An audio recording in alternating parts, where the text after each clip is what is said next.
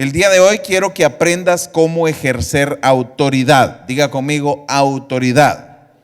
Tenemos autoridad en Cristo. Somos gente del Espíritu, tenemos asignaciones dadas, territorios que tomar y no hay más otra ruta que tomarlos por medio de la autoridad que Cristo nos ha dado. Muchos cristianos caminan por la vida y no se dan cuenta de esta autoridad que tienen de parte de Dios. Sin embargo, usted que está el día de hoy acá y a todos los que se están conectando remotamente, pues están interesados en tener autoridad. Otra cosa es cómo mantenerse libre.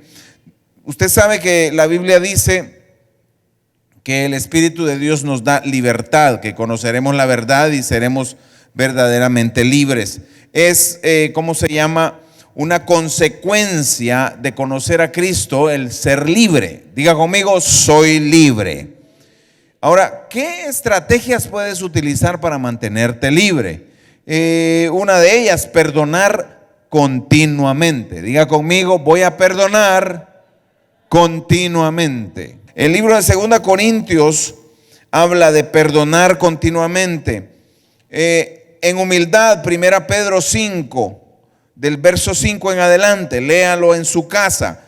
Vamos a vencer el mal con el bien, como lo dice el libro de Romanos 12, verso 21. Venceré el mal con el bien. No te canses de hacer el bien. ¿Ok? No dejes que el mal venza, más bien venzan el mal haciendo el bien. Toque a alguien y dígale, haz el bien. No te canses de hacer el bien. Hay que enfocarse en lo que edifica. Colosenses capítulo 3 versos del 1 al 2 y Filipenses 4 del 8 al 9. Hay una gran lista de las cosas en las que podemos enfocarnos para hacer algo que edifique. Mira, si lo que estás haciendo no edifica, y quizás dices tú, pues no es malo, pero si no edifica, yo creo que podrías hacer algo mejor. Necesitamos tener discernimiento para poder hacer algo mejor. ¿Están de acuerdo conmigo? Muy bien. Otra clave para mantener la libertad y para mantenerse victorioso es vivir en obediencia. Diga conmigo, obedece. El abecedario del cristiano es obedece, no es ABCD. Obedece. Entonces, si usted lee Tito capítulo 3 del verso 1 al 3, Romanos 13 del 1 al 2, se dará cuenta de los premios de la obediencia. Y otra estrategia para mantenerse en libertad, para poder estar uno fuerte, para poder mantenerse libre. Otra estrategia ofensiva es activarse en la oración y en la adoración. Oración, diga conmigo oración. Y diga conmigo adoración. Libro de Filipenses capítulos del 4, verso 4 al 7, Primera Tesalonicenses 5, 16 al 18, Hebreos 13, 15, hablan de estas activaciones y pues es importante nosotros activarnos en la oración, en la adoración, en la alabanza a Dios y que nuestra vida sea una adoración continua a Dios. Eso te va a dar autoridad y te mantendrá libre. Diga conmigo, me mantendré libre. Ahora bien, estas son estrategias ofensivas de cómo mantenerse libre. Estrategias. Usted sabe que estamos en un mundo espiritual y hay una guerra espiritual continua. Y cuando hay guerra, usted puede pues tomar varias acciones. ¿Verdad? Usted se puede movilizar. La primera acción es el entrenamiento. Diga conmigo, entrenamiento. Cuando tú estás preparándote para la guerra, primero tiene que haber un entrenamiento. Por eso la iglesia tiene escuelas de capacitación, por eso la iglesia tiene grupos pequeños saludables en los cuales estás continuamente siendo preparado, entrenado para que puedas enfrentar esta continua guerra espiritual. Diga conmigo, la guerra es continua. Ahora, ese entrenamiento lo sigue la movilización. Te estoy hablando de términos militares. Si no lo sabías, el pastor estudió ciencias militares, aunque fue en las ciencias de la Fuerza Aérea, ciencias aeronáuticas, pues tuvo entrenamiento militar también. Entonces yo puedo entender, me identifico mucho cuando se trata de que la iglesia pase de ser una simple novia que está esperando por su amado a que se haga ejército. Pégale un empujón al que está al lado y dígale: ejército. Ahora póngale la manito suavecita, así en el hombro, y dígale: la noviecita, dígale. Porque es muy diferente ser novia que ser soldado. Entonces, esta es una guerra continua. Una vez que la movilización se ejecuta, usted pasa a la fase de enfrentamiento. Y el enfrentamiento es difícil. Necesitas acostumbrarte como soldado de Cristo a enfrentarte a Satanás. Si no te has encontrado a Satanás de frente, puede ser que vayas caminando en su misma dirección. Es necesario encontrárselo de frente. Es necesario tener la oposición de Satanás. ¿Por qué? Porque lo vamos a vencer. Porque somos un ejército y necesitamos demostrar que tenemos el poder de Dios para vencerlo.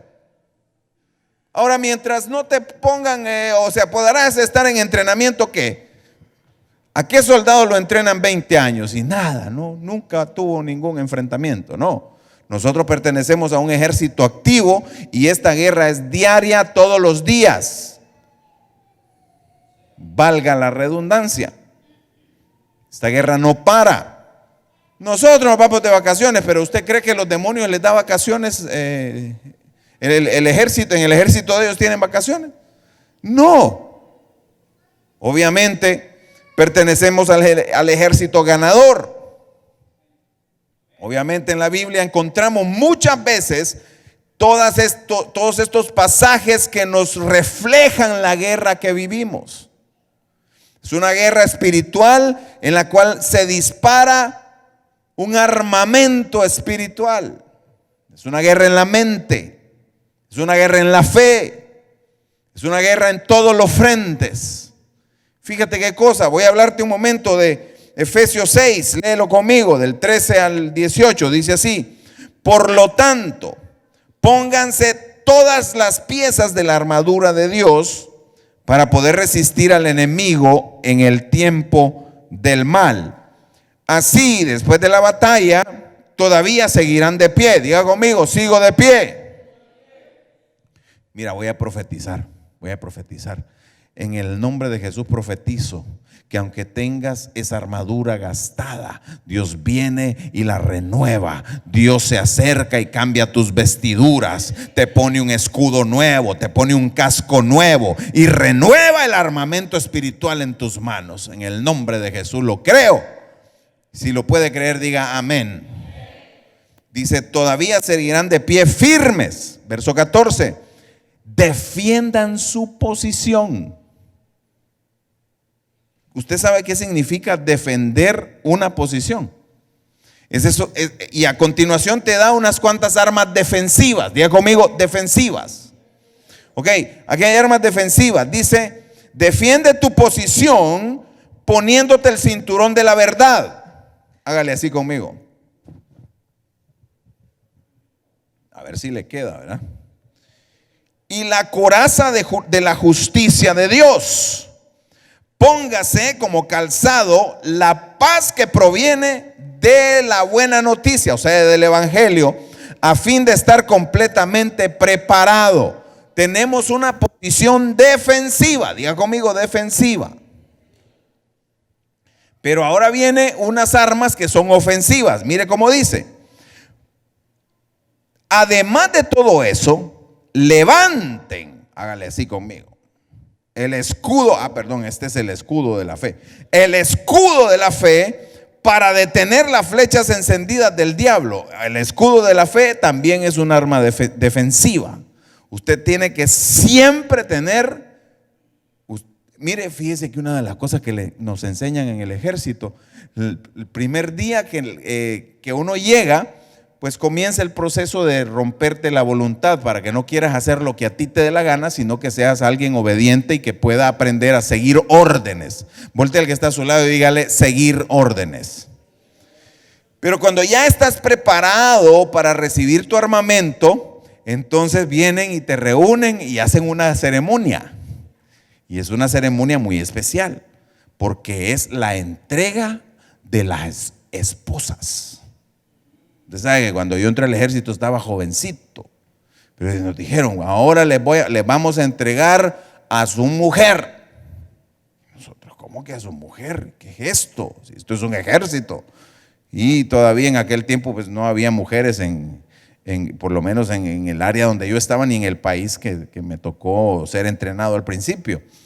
Cuando ya corrí al otro país donde terminé mi carrera inicial, entonces ahí sí teníamos compañeras mujeres, que fue en Venezuela. En la Fuerza Aérea de Venezuela había mujeres desde temprano en los 80, los 70.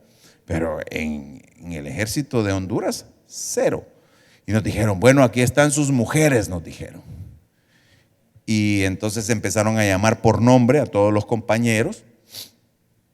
Y cuando llegó recluta Palma Soler, firme, aquí estoy yo. Y salgo corriendo para recibir a mi mujer. Y mete la mano el tipo y me da un fusil. De ahora en adelante, me dice, va a cuidarla hasta la muerte. No la puede soltar. Mejor muérase que soltarlo.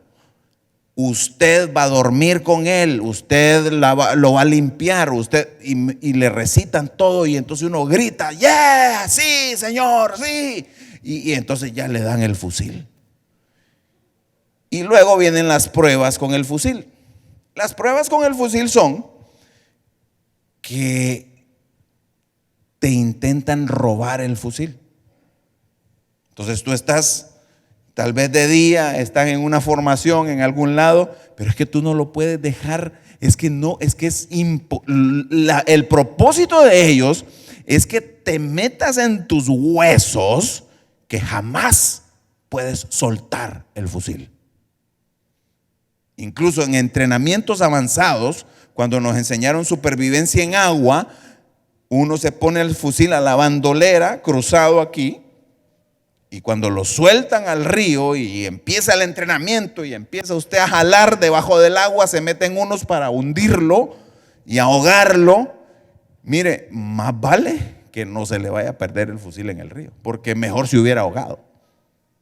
O sea, mejor ahóguese que perder el fusil. Entonces, si usted tiene el escudo de la fe, mejor muérase que perder la fe. Usted no puede perder la fe. Ese es el escudo que te va a proteger de los dardos encendidos, de las cosas que vienen contra tu pensamiento, de aquello que te dice no lo vas a lograr, no vas a poder, aquello que quiere decirte Dios no existe, ese no te va a ayudar Dios. Aquí no está Dios ya, porque el enemigo lanza dardos todo el tiempo y usted tiene que tener el escudo de la fe y nunca le dé la espalda al enemigo, porque el escudo está aquí, pero si le da la espalda, ¿qué va a hacer? No hay que darle la espalda, hay que estar siempre pendiente. Diga conmigo: pendiente. Pero avancemos un poco porque se nos va el tiempo. Para detener las flechas encendidas del diablo, ¿de quién? ¿Y por qué no dice del diablo? ¿Es que le da miedo decir diablo a usted? Póngase la salvación como casco. O sea que cuando viene una flecha a la cabeza o una bala a la cabeza, tiene que haber un casco protector. ¿Y cuál es? La salvación. Diga conmigo: la salvación. Y mire, aquí ya viene un arma ofensiva. Dice: tomen la espada del Espíritu. Diga conmigo: la espada del Espíritu, la cual es la palabra de Dios. Luego te menciona dos cosas que hay que hacer siempre. Verso 18: oren en el Espíritu en todo momento y en toda ocasión. Mire, si usted está, por ejemplo, en la fila donde el doctor, en vez de agarrar el teléfono y ponerse a jugar solitario, póngase a orar en el Espíritu. Le va a aprovechar más el tiempo. Le va a rendir el tiempo. Vaya, le aseguro que nomás usted comienza y se sienta y le tienen una gran fila de 20 personas, le aseguro que rapidito lo llaman, porque el enemigo no quiere que usted ore. Rapidito le van a decir, pase. Porque el enemigo no le gusta que usted ore y que se comunique con Dios, que mantenga comunicación con la comandancia, con el comando central de este ejército del que le estoy hablando. Dice, oren en el Espíritu en todo momento y ocasión, manténganse alerta. O sea que hay que mantenerse, ¿cómo? Ok, ¿cómo anda el enemigo? Como león rugiente buscando a quien devorar. Y entonces usted se tiene que mantener alerta y sea persistente en sus oraciones por todos los creyentes en todas partes. Hay que ir a la ofensiva. Romanos 13:12. Si me lo pone en la pantalla, me encantaría que usted. La noche ya casi llega a su fin, dice Pablo. El día de la salvación amanecerá pronto. Por eso, dejen de lado sus actos oscuros, como que si se quitaran ropa sucia. Diga, me voy a quitar los trapitos sucios. Y pónganse la armadura de luz, the dazzle armor, la armadura resplandeciente de la vida recta. Qué linda traducción. ¿Le gustó? Entonces, para defenderse de los demonios, caminemos en luz. Para que no tengan derecho, camina en luz. Voltea al que está, dígale a alguien, camina en la luz, brother. Camina en la luz. Mire, el enemigo, ¿dónde opera? En la oscuridad. A él no le gusta la luz. No le digo que deje las luces prendidas en la casa, eso ya sería superstición. Pero estamos hablando de manera que usted me entiende, ¿no? ¿Me entendió? Gracias al Señor. Primera Juan 1:7, ¿qué es lo que dice? Primera Juan 1:7. Si vivimos en la luz, diga conmigo, en la luz, así como Dios está en la luz, entonces tenemos comunión unos con otros. Y la sangre de Jesús, diga conmigo, la sangre de Jesús su Hijo nos limpia de todo pecado. Fíjese que hay un predicador famoso, bueno, él ya creo que ya no está con nosotros, pero me encantaba mucho, es inglés, me encanta sus libros, me encanta todo lo que él enseña, se llama Derek Prince, no sé si lo has leído en alguna ocasión. Te puedo decir con toda confianza que pues te recomendaría sus libros, ¿no?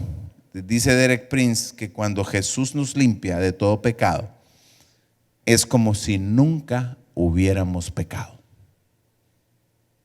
Te quiero dejar que ese pensamiento llene ahí tu mente, tu corazón, que tu alma pueda refrescarse un poquito, meterse en ese pensamiento de que cuando Jesús te limpia de tu pecado es como si nunca hubieras pecado. Quiere decir que el enemigo no tiene derecho a acusarte.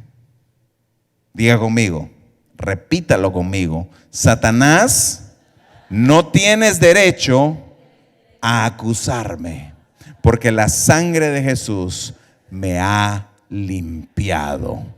Gloria a Dios, dele un aplauso al Señor. Ahora, voy a leerle un pasaje bien controversial. Mateo capítulo 12, verso 43. Dice, cuando un espíritu maligno sale de una persona, va al desierto en busca de descanso, pero no lo encuentra. ¿Ok? ¿Está conmigo? Dice luego, entonces dice, volveré a la persona de la cual salí. De modo que regresa y encuentra su antigua casa vacía, barrida y en orden.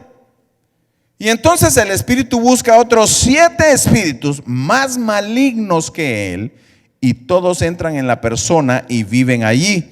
Y entonces esa persona queda peor que antes. Eso es lo que le ocurrirá a esta generación maligna. Yo lo explico de la siguiente manera. Le digo, mire, porque hay mucha gente que a veces llega a nuestra oficina. Nosotros creemos en las manifestaciones divinas del Espíritu Santo, creemos en el hablar en lenguas, creemos en profetizar, creemos en interpretar las lenguas. Nosotros creemos en todas esas manifestaciones del Espíritu, esos dones del Espíritu, el don de ciencia, el don de sabiduría. Fíjese que cuando Dios le dé a usted, le voy a dar un consejo, cuando Dios lo use en don de ciencia y le muestre el problema de una persona o el problema de alguna situación, si usted no tiene el don de sabiduría para proveer la respuesta al problema, mejor quédese callado y órele a Dios para que le muestre y lo use con el don de sabiduría. ¿Quién no necesitará el don de sabiduría? El don de sabiduría es ese que te da las respuestas divinas para los problemas normales, naturales y sobrenaturales. Y el don de ciencia es el que te muestra a veces estas cosas, ¿no? Es diferente que el de la profecía. La profecía es cuando tú eres usado por Dios como un canal para pronunciar palabras que son inspiradas por Dios y que otra persona pueda recibir esta palabra, recibir estas palabras. ¿Me explico? Pero el don de ciencia es saber algo que es imposible saber de manera natural, sino que el Espíritu te lo revela. Y claro, podemos aprender mucho de esto. Vamos a estar hablando de diferentes asuntos como este, pero el día de hoy lo que yo quiero es que aprendas a ejercer autoridad. Diga conmigo, autoridad. Entonces, mire,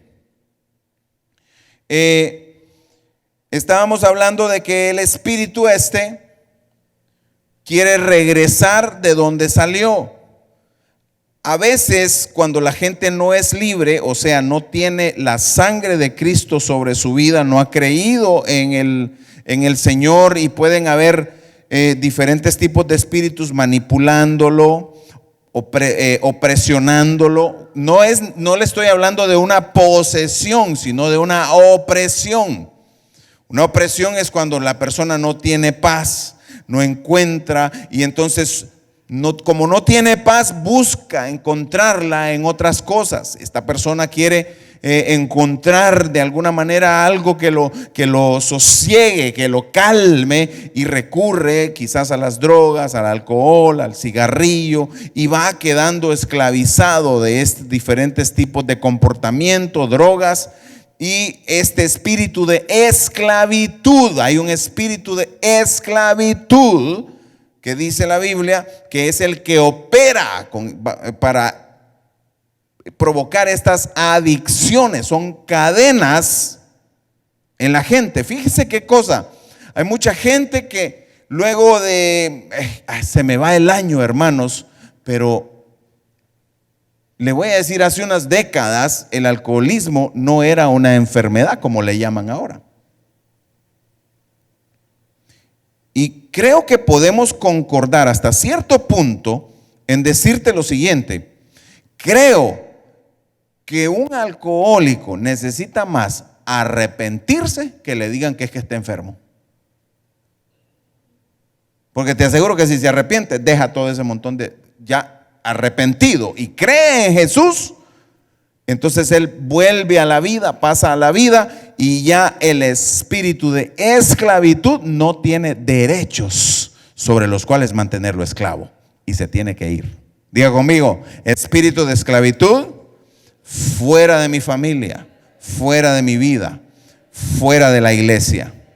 Entonces, lo que te quiero decir es que el enemigo está al acecho.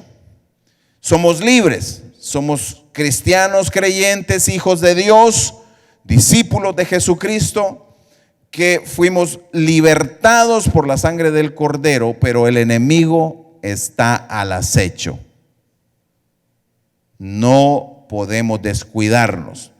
Mueva a alguien y dígale: no te descuides nunca. Necesitamos tener una vigilancia continua, o sea, ser lleno. Mire, ¿qué pasa si la casa, dice ahí que la casa está vacía? ¿Qué deberíamos hacer? Llenarla. ¿De qué la va a llenar usted? Del Espíritu Santo, de la palabra de Dios, de la fe. Necesitamos constantemente. Por eso dicen ciertos autores de la Biblia, oren en el Espíritu, dice Santiago. Oren en el Espíritu.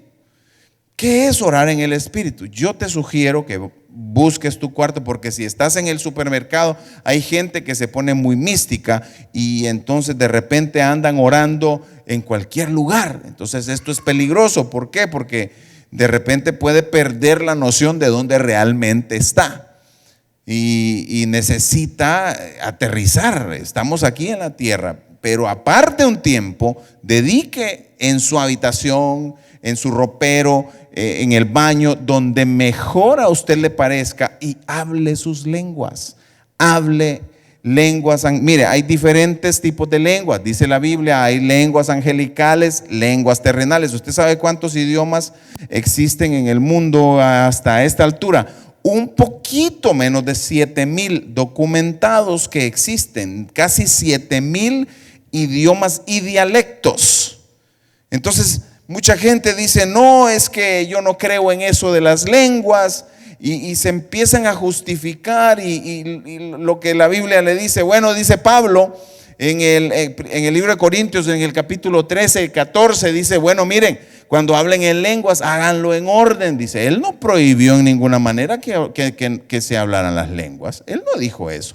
Después lo explica, porque dijo: hay lenguas terrenales. ¿Cuántas le acabo de decir que hay? Casi 7,000.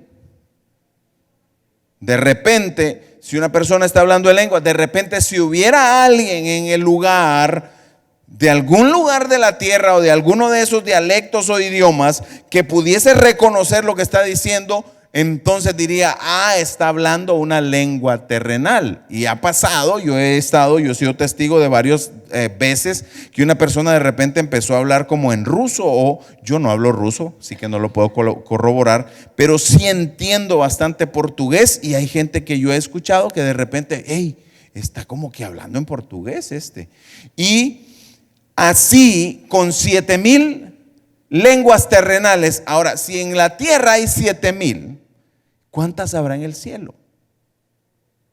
Y el apóstol dice: y hay lenguas celestiales. Si en la tierra hay 7,000, ¿cuántas habrá en el cielo? Y entonces, cuando usted habla en el Espíritu, usted se conecta con Dios. En la escuela de capacitación nosotros tenemos una enseñanza en la cual la universidad de... espéreme, ya me va a venir. Es que no es la de Ohio, no sé por qué me viene. Pero yo tengo el documento, se lo puedo enviar. Si usted me envía un email, yo le envío el documento, pastor@mca.tv.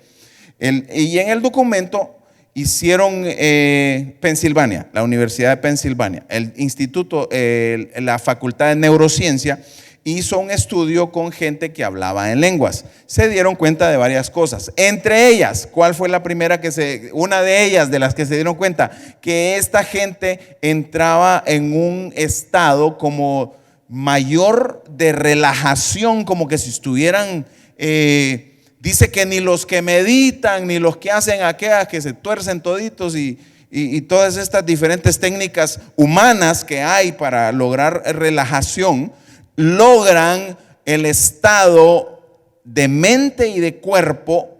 Y ellos midieron, la Universidad de Pensilvania, y yo le puedo mandar el documento con las tomografías axiales y con las tomas del movimiento de la sangre en el cerebro y de la actividad eléctrica del cerebro.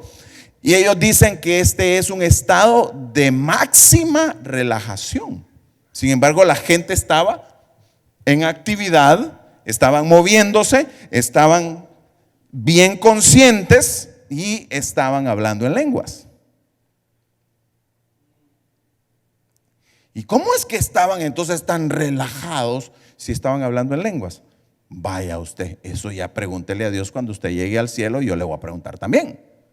Yo solo le doy los datos que ellos encontraron. Ellos en ningún momento hacen ninguna, inclinación hacia ninguna conclusión, porque ellos simplemente ponen los datos científicos, pues quienes hicieron el estudio son científicos. ¿Qué otra cosa encontraron?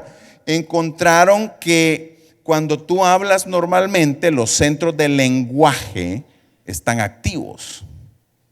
Los centros del lenguaje del cerebro. ¿Y cómo lo saben ellos? Porque se iluminan ciertas partes del cerebro, porque la maquinaria interna del cerebro envía más sangre a esos lugares y hay más actividad eléctrica, y entonces ellos lo ven en estas fotos del cerebro que sacaron, estas tomas que hicieron en este estudio. Y entonces cuando las personas estaban hablando en lenguas, ellos se dieron cuenta que las zonas del lenguaje del cerebro no estaban activas. O sea que ellos no estaban hablando.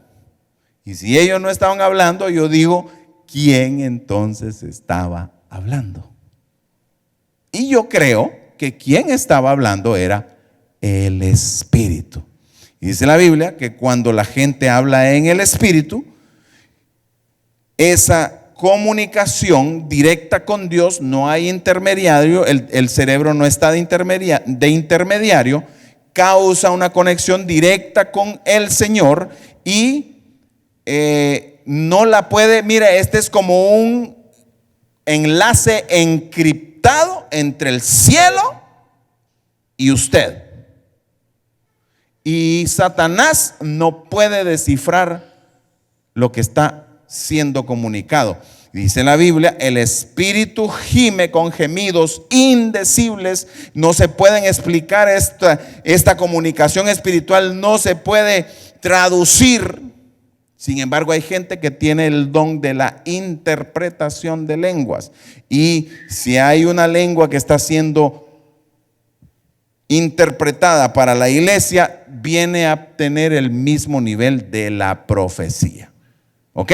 ¿Entendieron algo nuevo hoy? ¿Les pareció? Si está interesado en el estudio, yo se lo envío. Me manda un correo electrónico. Hay actividad a diferentes niveles de parte de los espíritus demoníacos o inmundos. Hay espíritus que llevan a la esclavitud, ya lo hablamos. Hay espíritus que simplemente hacen las cosas elementales del mundo, ellos pertenecen al mundo. Usted sabe que hay doctrinas que son inducidas por ciertos espíritus y la Biblia les llama doctrinas de demonios. Hay que tener cuidado con ciertas doctrinas raras que van en contra de lo que dice la palabra de Dios. Y en 2 Corintios capítulo 11, de versos 2 al 4 y 19, y del verso 19 y 20, habla de que tengamos cuidado con aquellos que tienen un espíritu diferente al que hubo en Cristo Jesús. Diga conmigo, yo tengo el Espíritu Santo dentro de mí, el que envió Jesús. Ok. El espíritu del anticristo es el que te aleja de Cristo. Usted puede leer 1 Juan 2:18 al 24 y va a leer todas estas cosas. Por último, quiero decirte, no te puedes conformar, no te puedes quedar, como quien dice, al mismo nivel. si llegaste a cierto conocimiento, a cierto entrenamiento y te has vuelto un poco cómodo, no has estado leyendo la Biblia lo suficiente, haciendo estudios, buscando cómo servir en ciertas áreas especiales o específicas de la iglesia. Hay un equipo de compañeros de oración, hay un equipo de intercesión, hay un equipo en el cual están siendo entrenados en lo profético. Y pues por supuesto a todos los líderes de GPS o de algún sistema, nosotros lo entrenamos en el don apostólico de liderazgo. Se necesita estar creciendo. Hay una cosa que sí creo que es errónea cuando se dice de parte de un líder, y es aquella que dice el líder: es que no me alimentan, no me están dando de comer en la iglesia. Esa es una excusa para algo que ya le comenzó a suceder de hace meses a este líder, porque hace meses el que dejó de alimentarse fue él. Es más, la responsabilidad de alimentarse es suya. Nosotros proveeremos herramientas, le proveeremos material, pero la responsabilidad de alimentarse es de cada quien. A medida va creciendo, ¿usted vio a un bebé alimentándose solo? No, hay que alimentar a los bebés, hay que cuidarlos.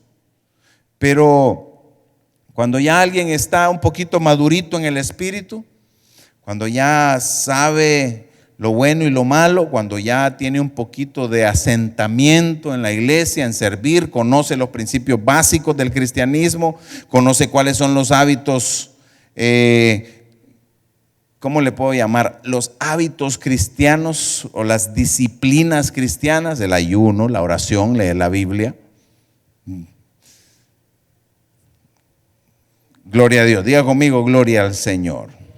Ahora, quiero concluir con un versículo que está en el libro de Apocalipsis. No me va a dar tiempo de profundizar todo lo que quería en la parte de la revelación en el libro de Apocalipsis con respecto a la actividad de los espíritus inmundos en los últimos tiempos. Por lo que voy a pasar mejor de una vez a la parte más práctica de esto, porque la otra estaba muy bien como conocimiento y todo, porque los demonios en el último tiempo, según el libro de Apocalipsis, son adorados como ídolos. Hay las religiones paganas que van surgiendo, cada vez hay más religiones paganas, religiones raras. Si usted mira que le abren por ahí la puerta y tienen ciertos ritos como raros, hermanos, ciertas cosas raras que usted nunca las ha leído en la Biblia, que está la cosa un poquito como que, ¿y esto qué es? Podrá ser la última onda, como quien dice, está muy está muy de moda, muy contemporáneo el asunto, pero no se trata de lo contemporáneo, se trata de si está en la palabra de Dios. O aunque no esté, porque hay muchas cosas que no están en la palabra de Dios. Por ejemplo, el iPhone y el Android no están en la palabra de Dios. El hecho de que no estén no quiere decir que son del diablo. ¿Verdad? La televisión no está, por supuesto, en la palabra de Dios, pero eso no quiere decir que la televisión es del diablo, porque hay programas muy edificantes y muy buenos para la familia. Así que necesitamos aplicar esta palabra en todas las áreas de la vida. Lo mejor es que la conozcamos. Ahora, en el libro de Apocalipsis, capítulo 12, quiero que lo lean conmigo, verso 11. Si lo ponen en la pantalla, me ayudan. 3, 2, 1. Ellos, diga conmigo, yo, lo han vencido por medio de la sangre del Cordero. Está hablando de Satanás. El final del libro de nuestra vida, el final de esta historia que vivimos, hay un Señor de la historia.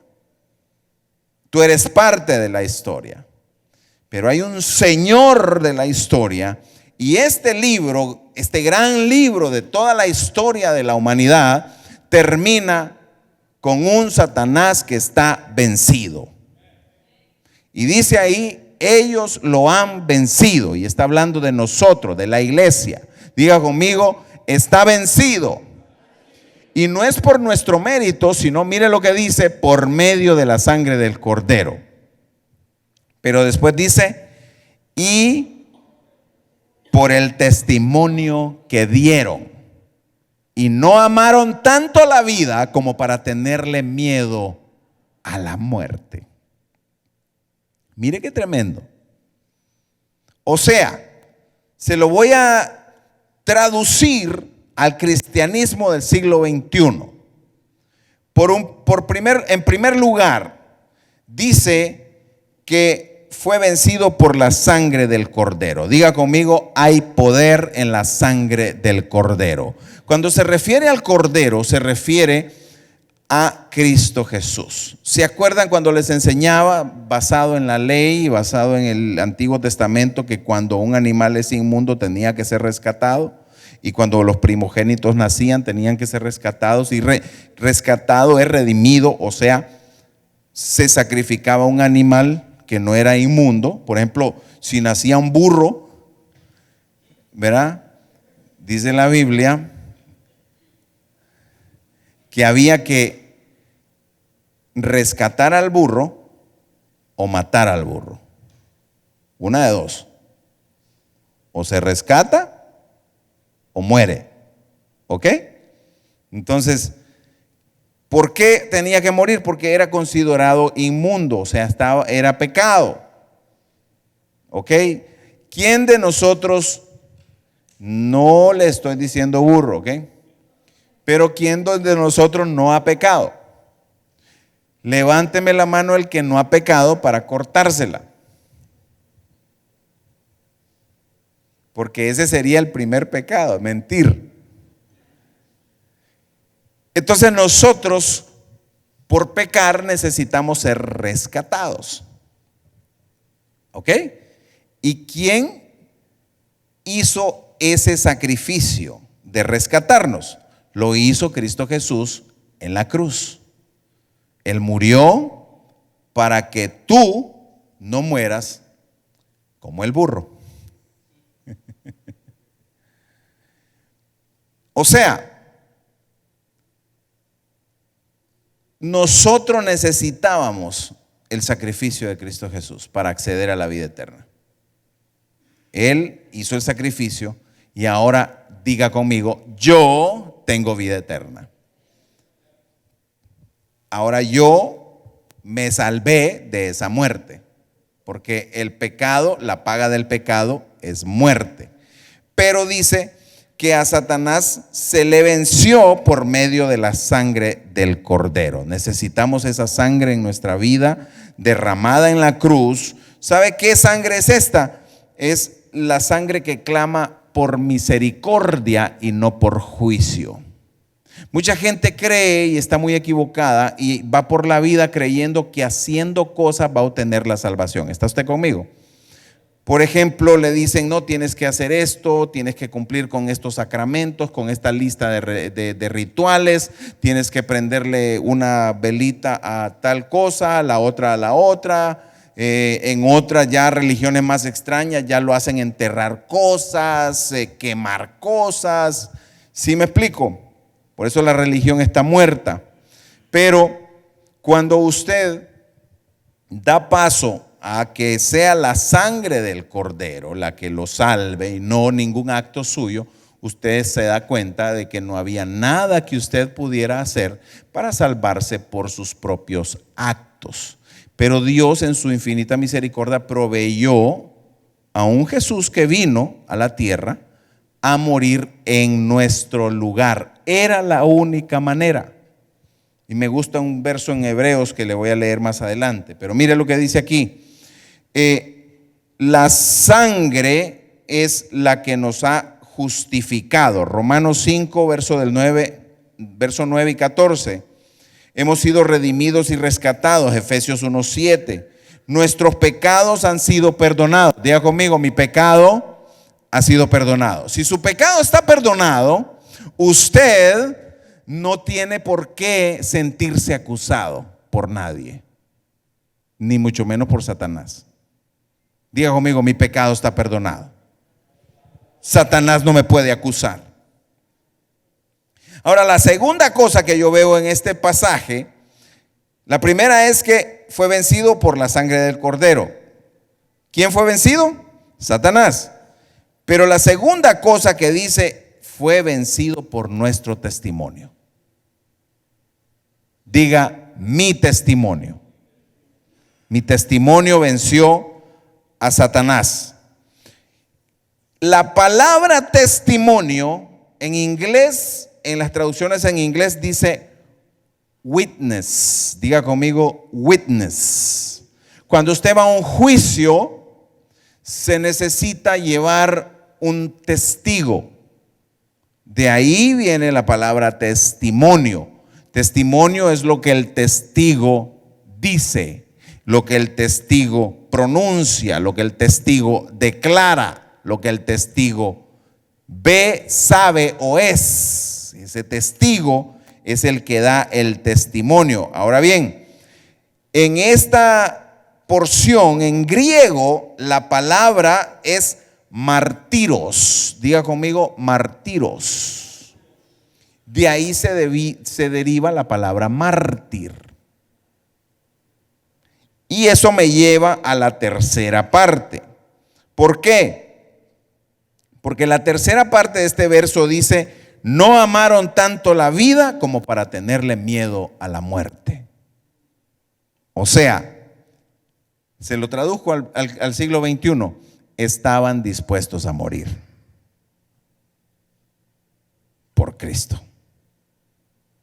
Hoy en día la gente dice, yo amo a Cristo, pero nomás están cansados y no vuelven y no vienen a reunirse con Cristo, a congregarse un domingo.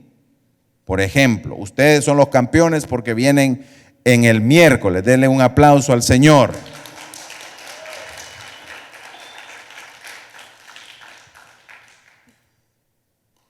¿Cuándo es un witness o testigo? Cuando testifica de Cristo, aunque le cueste la vida. ¿Cuándo te cuesta la vida? Cuando vas a testificar de Cristo y de repente te parece que vas a hacer el ridículo. Te parece que le vas a invadir la privacidad a alguien. Te parece que no es el momento apropiado. Ahí es cuando tú te conviertes en un testigo, mueres a lo que tú quieres hacer y haces lo que el Espíritu te propone hacer.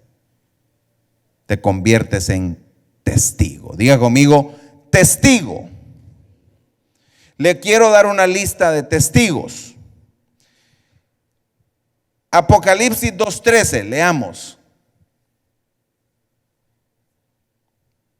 Este se llama Antipas. Apocalipsis 2:13. ¿Lo tiene? Yo sé que vives en la ciudad donde Satanás tiene su trono. Sin embargo, has permanecido leal a mi nombre. Te rehusaste a negarme, aun cuando mi fiel testigo Antipas murió como mártir en medio de ustedes. Allí, ¿a dónde estaban? En la ciudad de Satanás. ¿Quién dominaba ahí? Si era de Satanás, de plano que él. Sin embargo, este hombre, Antipas, estuvo dispuesto, mi fiel testigo, dice, ese es Dios hablando. Mi fiel testigo. Le doy otro testigo. Juan el Bautista, Marcos 6:14. Esteban, ¿se acuerdan cuando Esteban murió apedreado? Y el mismo Pablo dijo que él consintió para que lo mataran a pedradas.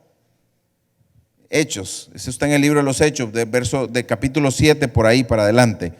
Todos los apóstoles, si usted lee históricamente cómo murieron como testigos, como mártires, pronunciando a Cristo, hablando de Cristo, aunque eso significó que tuvieron que morir. Entonces, levante la mano y diga conmigo: me toca morir todos los días. Morir a lo que yo quiero y recibir lo que Dios quiere que yo haga, que yo hable y ser un testigo realmente de este tiempo. Cuando somos testigos, desplazamos las tinieblas. Yo puedo darme cuenta que aquella gente de la iglesia primitiva, ellos estuvieron dispuestos a morir. ¿Y cómo creció esa iglesia? Murieron a todo. Y en nuestra iglesia del siglo XXI, la gente no puede ni siquiera morir a su comodidad. Póngase de pie. Quiero que oremos por los testigos que debemos tener. Mire lo que dice el libro de los Hebreos 2, capítulo 2, verso 14 al 15. Yo quiero que lo lea conmigo para que usted se dé cuenta de la importancia del Cordero. Dice ahí: debido a que los hijos de Dios son seres humanos, hechos de carne y sangre, pues solo como ser humano podía morir, y solo mediante la muerte podía quebrantar el poder del diablo, quien tenía el poder sobre la muerte. Ese fue Jesús. Y únicamente de esa manera el Hijo podía libertar a todos los que vivían esclavizados por temor a la muerte. Fíjese que si nos descuidamos, viviremos una vida llena de temores. El temor no es de Dios. Si en algún momento de tu vida te ha dado temor ser testigo de Cristo, necesitas morir para que ese temor no te afecte.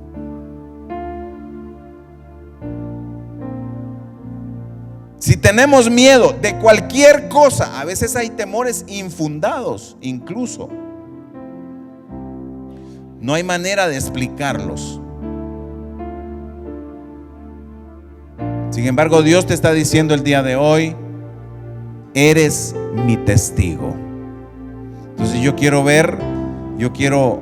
pedirle que aquellos que quieran ser testigos, o sea, estar dispuestos a morir, puedan venir al frente, y yo quiero orar por ustedes, para que de ahora en adelante se vayan de esta iglesia, se vayan sin temor, que el enemigo no les venga con historias en la mente, con historias de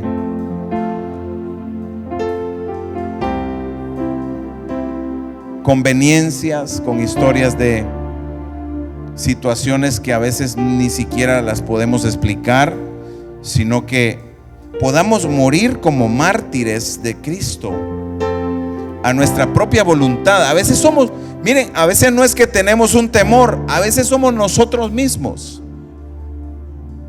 A veces soy yo no quiero hablar, yo no le quiero obedecer al Espíritu, y el Espíritu me está diciendo: ve, háblale a esta persona. O de repente estás en una conversación, en un grupo de personas, y alguien te pregunta: ¿a qué se dedica usted? Y en mi caso yo le tengo que decir: bueno, soy pastor. Y entonces a la gente le vienen todos los pensamientos en la mente: ah, pastor, de los que se roban el dinero, como dicen por ahí. Ah, pastor, de los que manipulan a la gente, como dicen por ahí. Ah, pastor, sí, soy un pastor de una iglesia en la cual Cristo es el centro. Y no me avergüenzo de Cristo, porque no me avergonzaré de la cruz, porque es poder de Dios. No me avergonzaré del evangelio, porque es poder de Dios.